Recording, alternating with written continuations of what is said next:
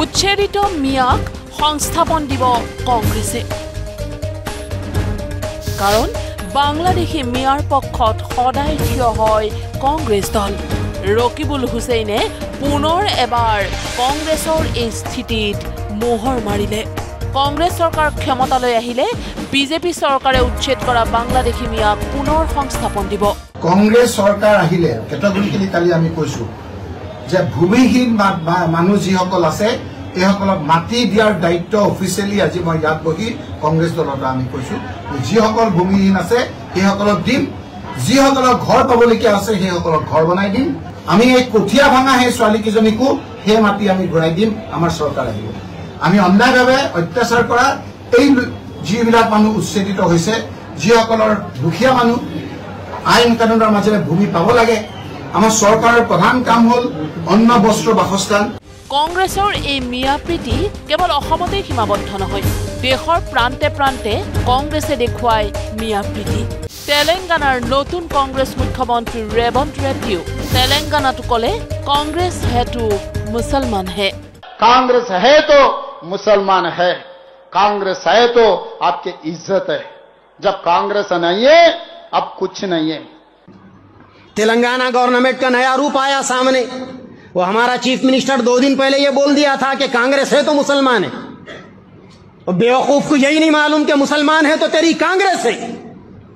और आज पूरे मुल्क के अंदर तेरी कांग्रेस का वजूद हम मुसलमानों के वोटों की बुनियाद पर है अगर मुसलमान तुझे उठाकर पटकने पर आ जाए चैलेंज है अब्दुल मोइज शाम जी का कल इलेक्शन रखा के देख दे फिर परसों तेरा ख्वाब बन जाएगी तेरी ये सीएमशिप की सीट जब हद से ज्यादा मस्ती चढ़ती है ना तो ऐसी बातें जबान पर आती लोग तो ये समझ रहे थे सारा मुल्क ये समझ रहा था कि तेलंगाना में सेकुलर गवर्नमेंट और ये सेकुलर गवर्नमेंट हमारे बच्चों से शिरकिया नज़में पढ़वाना चाहती लानत है इसी सेकुलर गवर्नमेंट के ऊपर কেইমাহমানৰ পূৰ্বে অসমলৈ আহি মল্লিকাৰ্জুন খাৰ্গেও ঘোষণা কৰিছিল বিজেপি চৰকাৰে উচ্ছেদ কৰা মিয়াক সংস্থাপন দিব কংগ্ৰেছে जो इन्होंने बुलडोजर लगाया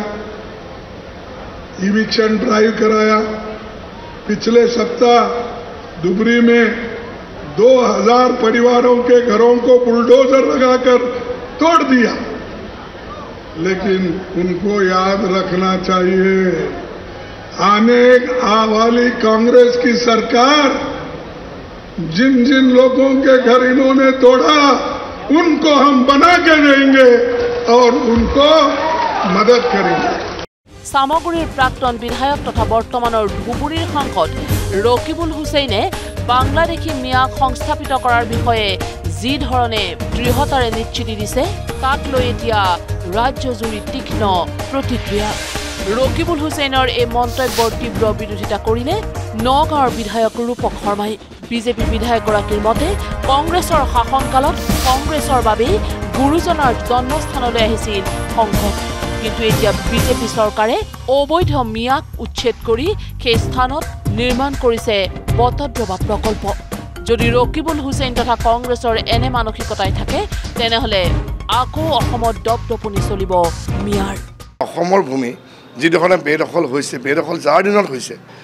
যোনে কৰাইছে বেদখল যাৰ পৃষ্ঠপোষকতাত হৈছে আজি তাৰিখত চৰকাৰখনে উচ্ছেদ কৰিছে কাইলৈ পৰলৈ যদি সেই ধৰণৰ যদি আকৌ চৰকাৰ হ'বলৈ লয় আকৌ সেইবিলাক ভূমি আকৌ বেদখল হ'ব গতিকে অসমৰ ৰাইজে আগন্তুক সময়ত এই কথা এবাৰ ভালকৈ চোৱাৰ প্ৰয়োজন আছে আজি লাও খোৱাৰ পৰা আৰম্ভ কৰি বৃহৎ এৰিয়া যিখিনি উচ্ছেদ হৈছে কোনে বহাইছিলে কংগ্ৰেছ চৰকাৰৰ দিনত তাৰ কোন আছিলে বিধায়ক মন্ত্ৰী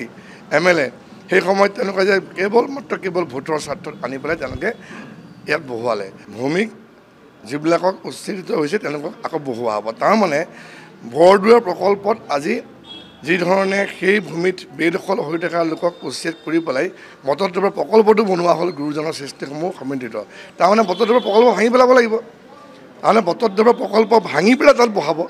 কংগ্ৰেছৰ অস্তিত্ব ৰৈছে কেৱল বাংলাদেশী মিয়াৰ বাবেহে ভোট বেংকৰ বাবেই মিয়াক মাটি দখল কৰিবলৈ দিছিল কংগ্ৰেছে ৰকিবুল হুছেইনৰ এই মন্তব্যৰ বিৰুদ্ধে সমালোচনাত সৰব খুমটাইৰ বিজেপি বিধায়ক মৃণাল শইকীয়া চৰকাৰী ভূমি চৰণীয়া পথাৰ যিমান হাজাৰ হাজাৰ বিঘা বেদখল কৰিবলৈ দিলে ভোট বেংক সৃষ্টিৰ স্বাৰ্থত বংগমূলৰ মুছলমান মানুহক সেইখিনি অহা 5 বছৰ উচ্ছেদ কৰি থাকিলেও আমি সম্পূৰ্ণ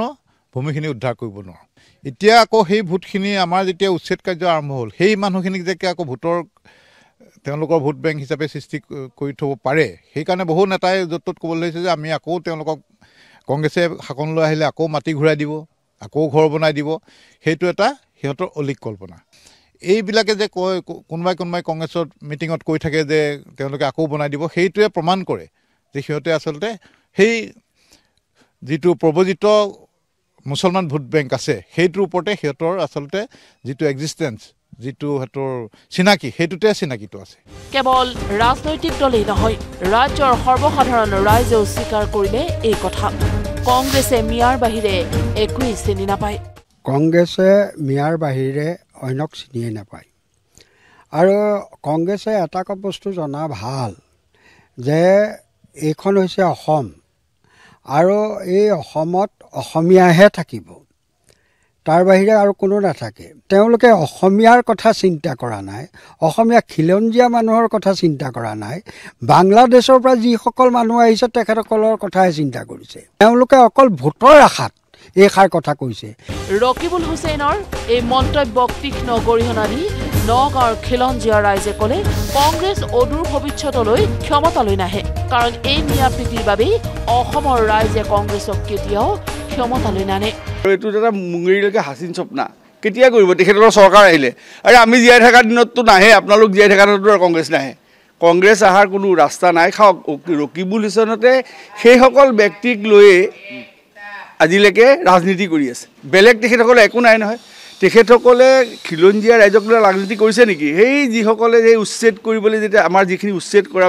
মানুহ, সেই মানুহখিনিক লৈ তেখেতৰ ৰাজনীতি, আৰু তেখেতসকলে সেই মানুহখিনি আনি বহুৱাই লৈছে। তেওঁ অসমত চৰকাৰ অনাৰ কথা কৈছে, তেওঁ অসমততো বাদে দিয়ক, তেওঁৰ নগাঁৱতে কোনো অস্তিত্ব নাই আজিৰ তাৰিখত। তেওঁ কিহৰ চৰকাৰ অনাৰ কথা ক'বলৈ আহিছে? ৰকিবুল হুছেইনে দেখা এটা সপোন হয়, আৰু ৰকিবুল হুছেইনে কোৱা কথাত অসমৰ ৰাইজে হয়তো সেইকাৰণেই চাগে তেওঁলোকে ভোট পোৱা নাই, আৰু কেইবাটাও ইলেকশ্যন তেওঁলোকে যে মুখ ঠেকেচা খাই আহিছে, চাগে এইটোৱে কাৰণ তেওঁলোকে অপেনলি এইটো কথা কৈ পেলাই খিলঞ্জীয়া মানুহসকলক চেলেঞ্জ কৰাৰ নিচিনা হৈছে না দাদা? কওক, আজি তেওঁলোকে যদি কয় যে ইয়াৰ পৰা অনা পাকিস্তানী বাংলাদেশৰ মূলৰ মানুহখিনি তেওঁ ইয়াত ৰক্ষণাবেক্ষণ দিব বা মাটিখিনি পুনৰ তেওঁলোকক ঘূৰাই দিব, কাৰণ অসমীয়া মানুহে এইকাৰণেই তেওঁলোকক ভোট আমি দিব নোৱাৰোঁ। ৰকিবুল হুছেইনৰ নিচিনা এজন ব্যক্তিৰ পৰা আমি ইয়াতকৈ আৰু কি আশা কৰিব পাৰোঁ? Bureau' report, news live.